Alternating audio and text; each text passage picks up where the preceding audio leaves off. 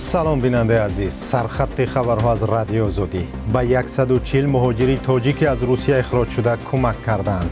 سیل در شمال تاجیکستان خرابکاری کرد. ژورنالیست روسی که ضد اوکراین نوار پخش میکرد در ترکیش کشته شد. طالبان گفتند کسی نماز تراویح نمیخواند جزا میگیرد. فعالان تاجیک در مسکو با دیدار 10 مهاجر بازداشت شده در بازداشتگاه موقتی صخر رفتند. در این بازداشتگاه فعلا بیش از 140 مهاجر تاجیک انتظار اخراج از روسیه هستند. هفته گذشته 70 مهاجر را از همین جا به تاجیکستان اخراج کردند. محمد جان صابر فعال تاجیک در روسیه روز 3 اپریل در صحبت با رادیو آزادی گفت که همراه با کارمندان تاجیک شرکت روسموسترانس و سفارت تاجیکستان در مسکو به مهاجران مواد غذایی بردند.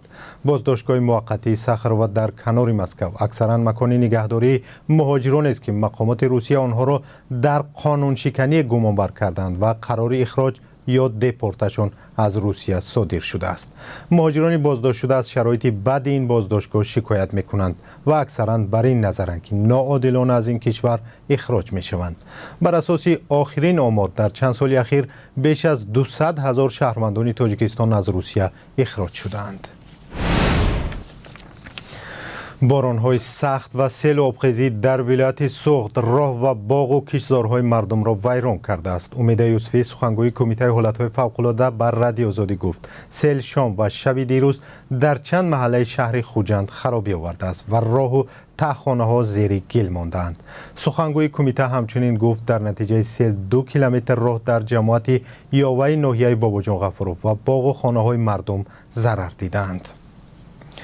مقامات میگویند کمیسیه‌های ناحیوی ضرری رسیده را حساب دارند. طبق پیشبینی متخصصان باران‌های سخت تا روز چهارشنبه 5 اپریل دوام می‌کند.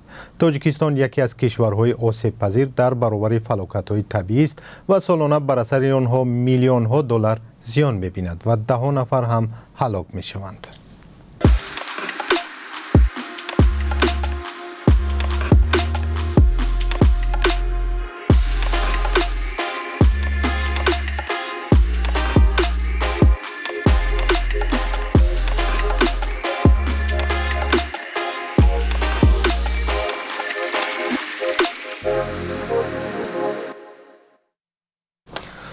کمیته تفتیشات روسیه نسبت به مرگ ولادلین تاتارسکی خبرنگار مبلغ نظامی سیاست‌های کرمل با اتهام کشتار پرونده باز کرده است.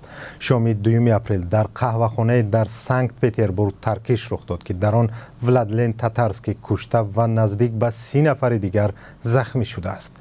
با گفته مقامات روسیه هدف ترکیش محض تاتارسکی بوده است و بمب خودساخت در داخل هیکلچه خرد پنهان بوده است که هنگام نمایش به او تقدیم کردند.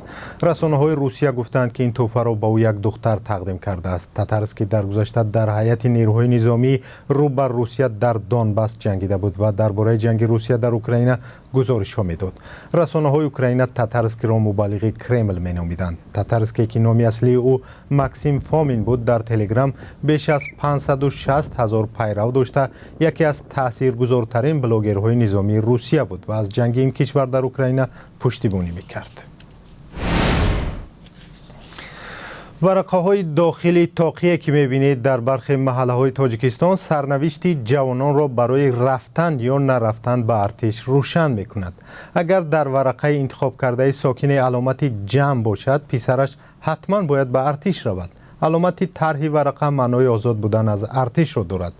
در این باره و شیوه‌های دیگری جلب جوانان به ارتش گزارش مفصلی داریم که آن را ساعت 16 به وقت مسکو و ساعت 18 به وقت دوشنبه در برنامه اخباری آزادی تماشا کنید. مقامات طالبان در ولایت هلمند به مردم هشدار دادند که اگر نماز تراویح شرکت نکنند جزا و یا تنبیه میگیرند. بنا به گزارش بخش دری رادیو آزادی هشدار کتبی را اداره امر معروف و نهی منکر طالبان در این ولایت جنوبی افغانستان صادر کرده است. در بیانیه که اداره اطلاعات ولایت روز 1 اپریل نشر کرده است به امام خطیبان مسجدهای ولایت دستور دادند که تمام مردمان محلی خود را به حضور در نماز تراویح که در ماه رمضان خوانده می شود مجبور و یا وادار نمایند. طالبان که ماه آگوست سال 2021 حکومت افغانستان را گرفتند تاکنون دستورهای بحث برانگیز زیاد صادر کردند، بخصوص برای زنان که حالا از حق تحصیل در دانشگاه و کار در بسیاری از اداره‌های دولتی محرومند. و در پایان برنامه نگاهی به قرب سامانی در برابر اسعار خارجی. بانک ملی تاجیکستان برای روز 3 اپریل قرب 1000 روبل روسی را 140 سامانی، $1 آمریکایی را 10 سامانی و 91 درهم و 1 یورو را 11 سامانی و 89 درهم مقرر کرده است. احتمال قرب اسعار در بانک‌های تجارتی فرق کند. برنامه به پایان رسید و شما را ساعت 16 به وقت مسکو و ساعت 18 به وقت دوشنبه در برنامه اخباری آزادی انتظاریم.